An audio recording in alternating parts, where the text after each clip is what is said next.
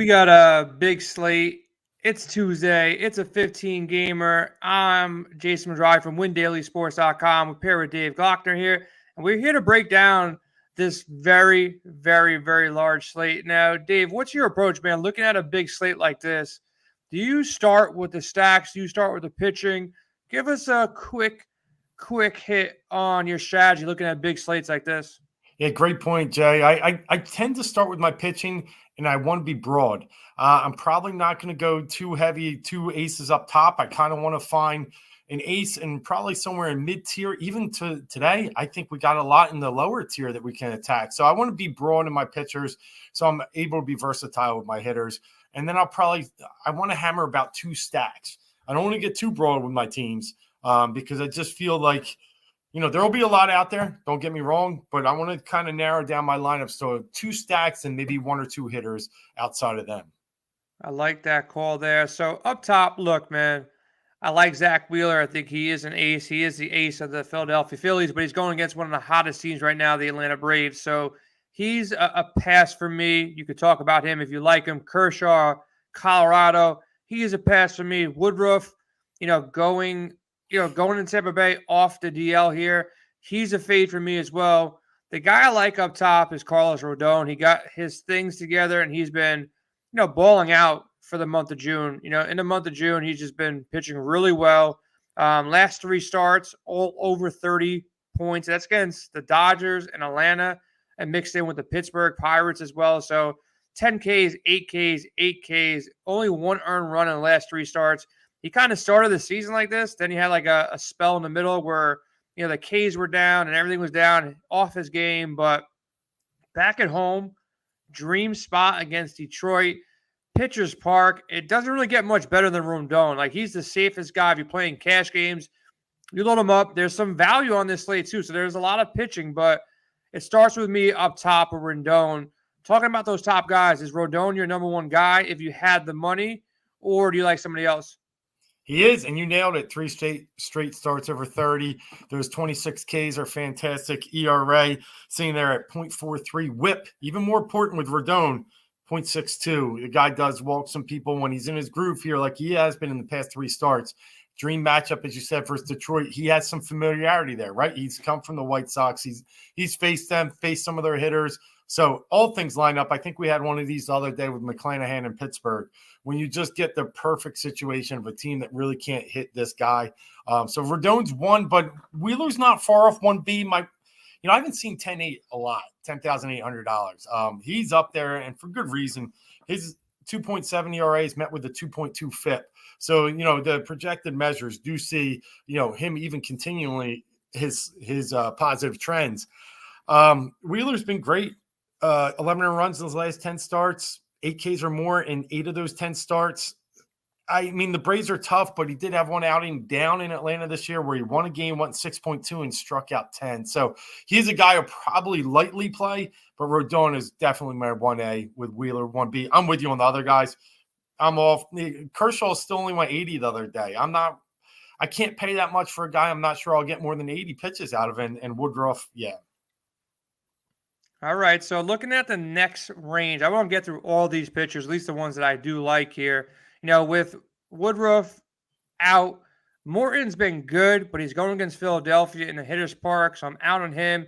This next range is where I do like some value. It's not much value because if you can get to Robbie Ray, you can probably get to Rodon. If you can't, I don't mind it. If you're entering a bunch of lineups, Robbie Ray, Mania, and Gallen, all three of these guys are in my player pool. I like them all. Skubal is out for me. Too inconsistent.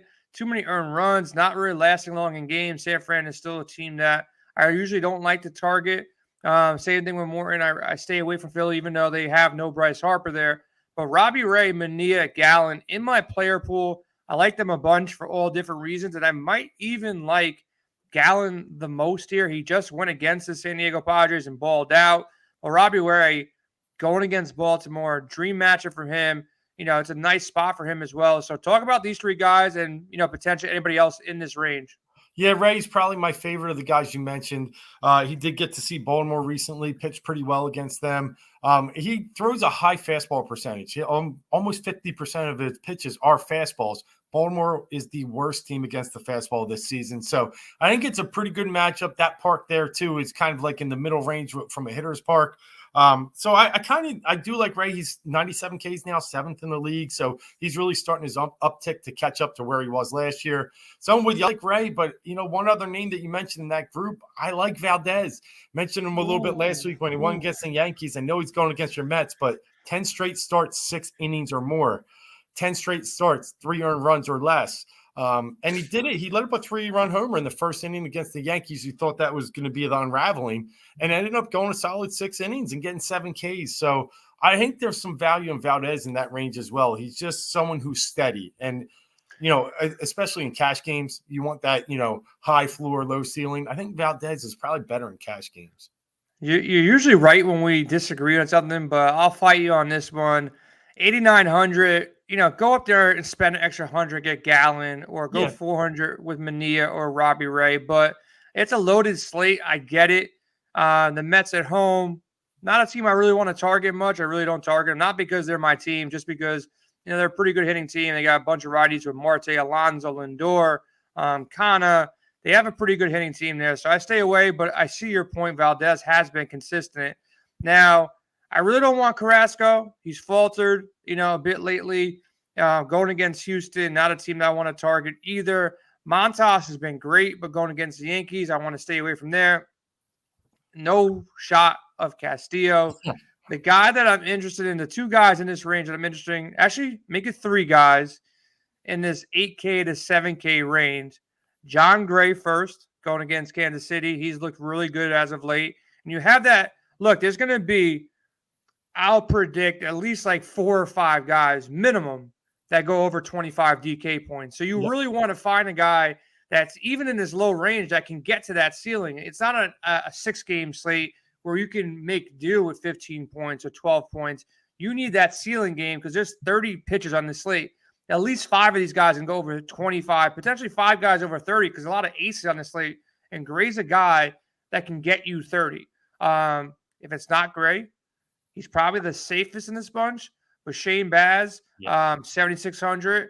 If he gets innings, this guy can, probably have the highest K rate of this slate. The guy just goes out there, 6K, 7Ks, but he's not really stretched out. So I don't know if that extreme upside is there. Look, he got to 25 DK points at 76 pitches, 78 pitches in his next start against the Yankees. But this is I would call it a softer matchup than the Yankees against Milwaukee. But Baz worries me a little bit with his pitch count. Cueto is there, 7,500. His numbers don't lie, man. A guy is still doing it at the end of his career. We would have thought this guy would have been done years ago. But he just went out there against Houston of all teams and dropped 27. GPP only, 7,500. But, Dave, talk about Gray, Baz, Cueto, or anybody else in this 8K to 7K range that you like. Yeah, I think I'm with you with Gray. I think he probably has the best value, best upside. Kansas City still kind of like a mediocre hitting team, sitting there probably around, last time I looked, 16th, 17th in a lot of the hitting categories here in June. So it's just a team that you can attack. And if you get the right K, he's the right upside with that. John Gray can really light up the K board. So I like that, but I also love Baz. I'm with you. I know it's a little risky with the pitch count, but he still averaged 21 DK points in his past 2 starts. We can only assume that he's going to be stretched out a little more. We saw 76 to 78, like you said, but it's a softer matchup, as you mentioned. And I really love seeing 13 Ks in 10 innings over his last 2 starts. And I just think there's value there. I think he's going to be highly owned.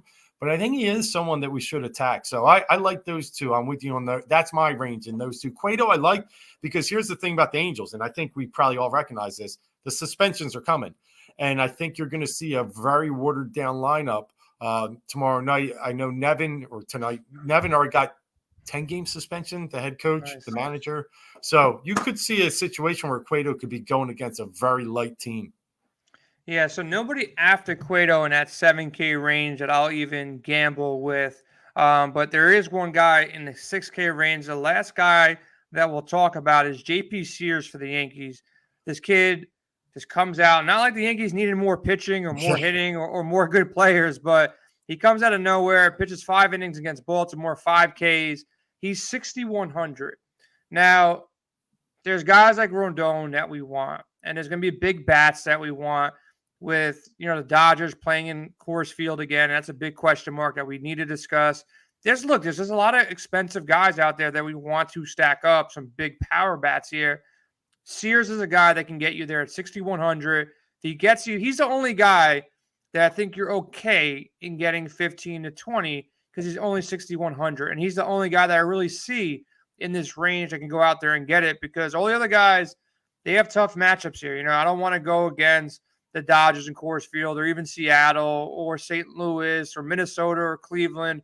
Look, none of these guys are interesting enough, but JP Sears is a guy that we'll have shares of when I want to stack Coors Field, when I want Rodon or one of these big pitchers alongside of it.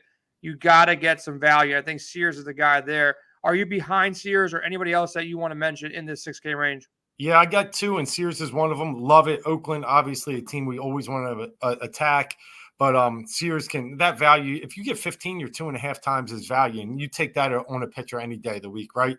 Other one I will consider is Josh Winder. Interesting guy. He had 2 outings right before he got injured in Oakland where he put up 30 DK points a game, 30.7 to be exact. He had 15 Ks in 12 innings with 0 earned runs. He was really starting to look like someone who was starting to come into his own. Then got a little right shoulder stiffness. Now he's been off a month. He's coming back on. 6,400 for a guy that could get you 20 as well. Cleveland's just been a funny team. Got shut down again last night, Sonny Gray. So it's a possibility that I could play Winder a little bit too because he'll be lowly owned. But I like Sears better, but Winder's in the mix for me. All right, I'll put him in my player pool if I go out there and stack a bunch of lineups. Now, speaking about stacking, look, there's a lot of good pitching here. Really, a lot of good pitching here. I wrote down a couple teams here that I think are in good spots, potentially great spots, going into Tuesday's slate. First off, two teams that people don't really like stacking, the Pirates and the Nationals. Look, Quintana, he started off okay, but he hasn't been great. 15 earned runs in the last 24 innings. And then Corbin, 12 earned runs in the last 19 innings. So these 2 lineups are in play for me.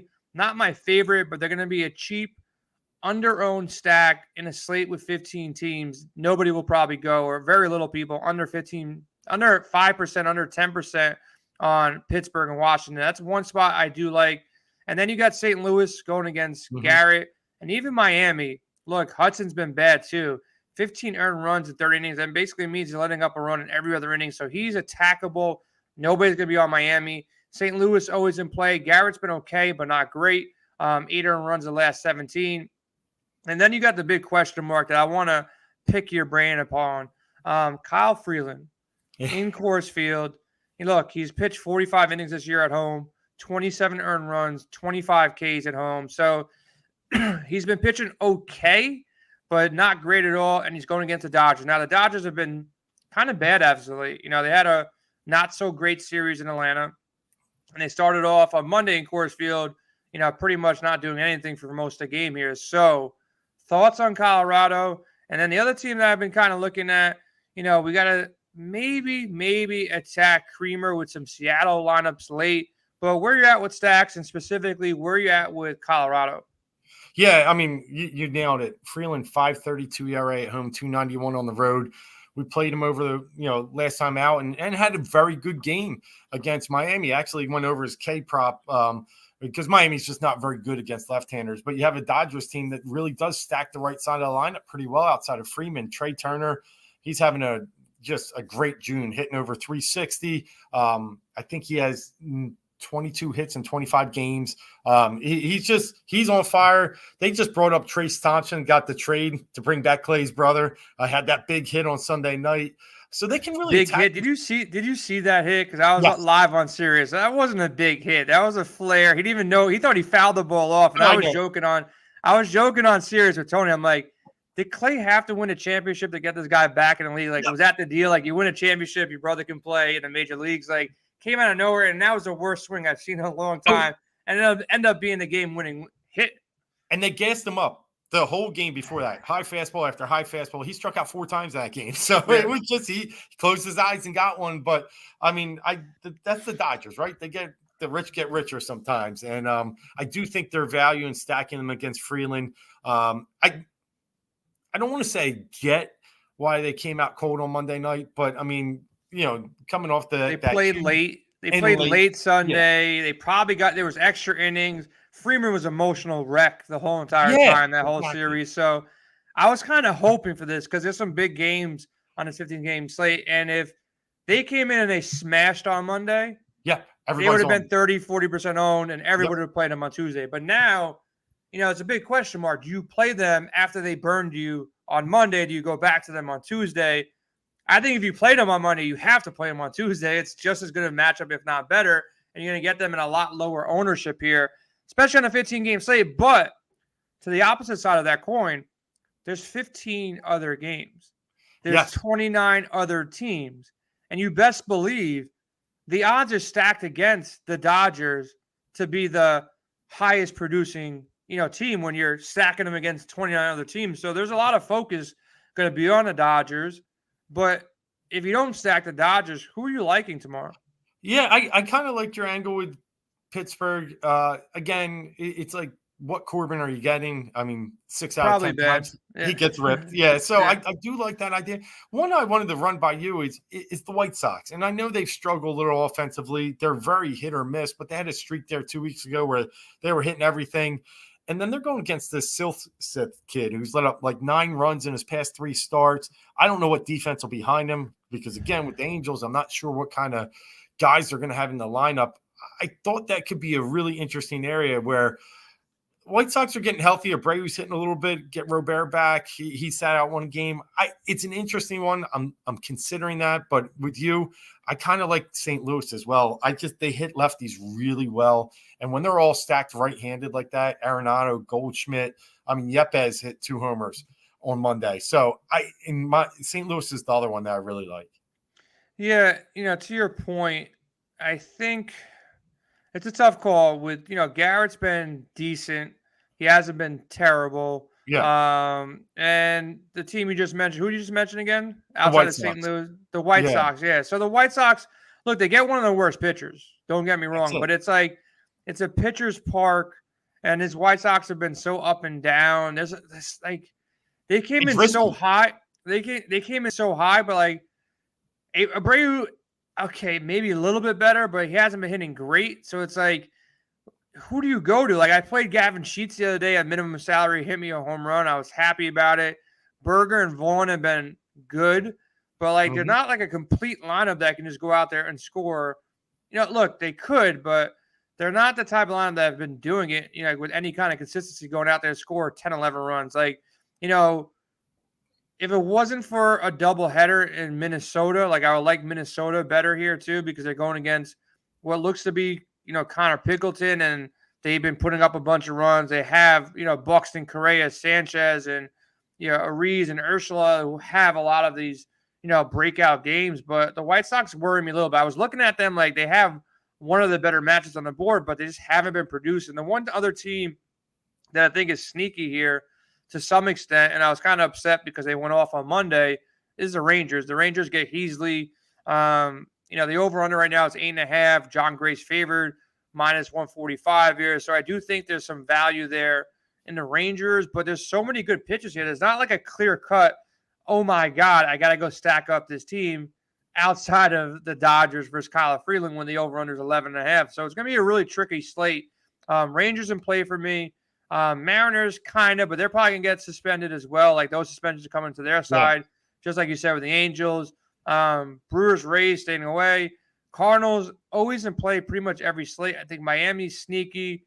Astros kind of sneaky. I think the Mets are kind of sneaky. One other game that I probably not going there, because both these pitchers have been good enough, and the underlying stats are, surprisingly good on Waka and Stripling. The Blue Jays went off on Monday. The Red Sox got shut out on Monday. But Stripling, and look, I'm looking at the underlying stats here when I took notes earlier today. Both these guys they've been forget about not terrible. They've been, look, Waka 24 innings, 6 earned run, 21 Ks in June. Stripling, 23 innings, 3 earned runs, 16 Ks in June. Yeah. And they've been playing some good teams here. So, but they're good offenses. Like the offenses are better than those pitchers. So where are you at with Boston and Toronto?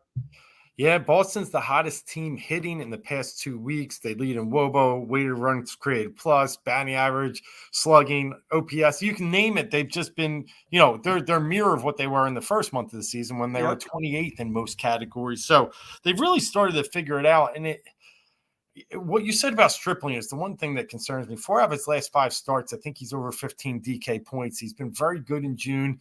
A guy that just puts the ball in play. Has a good defense behind him. I would probably lean more on the Boston side if I was going to stack those two teams, but Toronto's been hot. So I'd probably go the other way there. I'd probably get Toronto. I can see people actually rostering Stripling at 5,100 because he shut down the Red Sox earlier this year. He did. Waka and Toronto's at home and they're swinging hot bats, but Waka had a good game too. 6 innings. 4 hits, 1 earned run, 5 Ks, against Toronto. So it's like these pitchers are just good enough not to stack them, but these offenses are just good enough to stack them. So it's like which side wins out.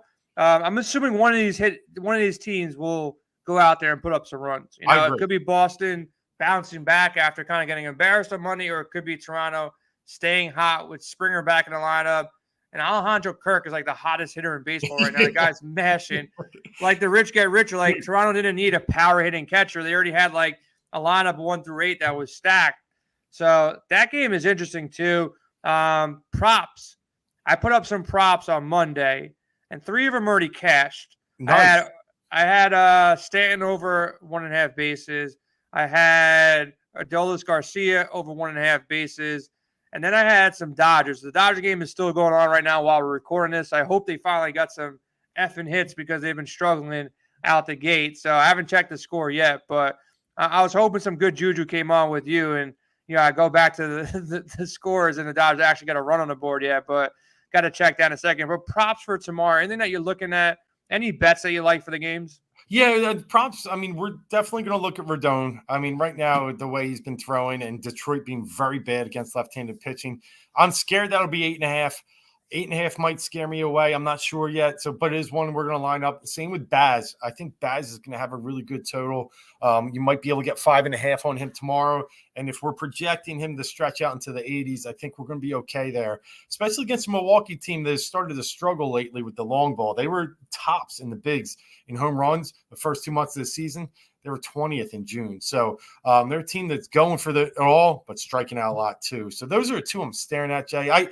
We'll have to see how these settle. Wheeler will be interesting. He had 10 Ks against Atlanta last time out, but I fear Atlanta's hot, like you said. And, they strike out a lot. They don't care. They don't, but I think his K prop's going to be a little too high for me. Yeah, the only K props that are up right now that I see, Mania 5.5, Gallon 5.5, and Rodon opens up at 7.5 on Monday night. So that's an interesting spot for me. If I can tell you one thing, Rodon is set up. He is the nuts play right now. He's going against the Tigers at home. He's been pitching great.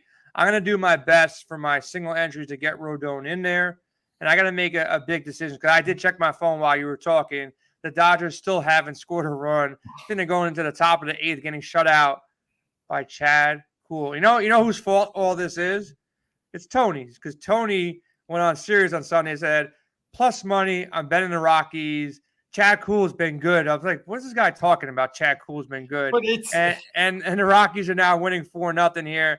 Dodgers are losing. But, I'd rather win big on Tuesday. There's some big tournaments out there in the industry, 15-game slate. So definitely going to be laying out some props, definitely laying out some bets. And I hope, everybody has a good Tuesday, finish off Monday strong, get the week moving. We had some big takedowns in our expert chat in random games, man. People cashed in League of Legends for, a couple, I think for like $300, $400, $500 had a takedown, tie with a couple people. NASCAR had a good day. Golf had a good weekend. I thought I was going to win some big money. I went to sleep, Dave, in second place. First place was $5,000, and I had 6 of 6. I was like one of the only people that had 6 for 6. It was a small tournament, but I had a bunch of entries in it. I'm like, I'm not checking my scores at No. all day Sunday. And then I had Xander. I'm like, okay, he won. I'm like, all right, I should be like cruising. And I checked my DK app, and I finished in 7th. So I actually dropped with Xander taking all because whoever had Thingala, whatever that guy's name was, creeped up, and a couple of my guys that were like, they made the cut and they played well, but not well enough on Sunday. So that one kind of hurt, but it's a big day on Tuesday, big slate. Good luck to you. Sorry about Bryce Harper, man. And let's keep on watching the Braves lose, man. I hope Wheeler has a good day tomorrow. We need the Braves to keep on losing some games because they're clipping at our heels, in the NL East, and we don't want to see the Braves win again. So we're out of here. Good luck on your games on Tuesday. And make sure you hop in our expert chat. Go over to windailysports.com.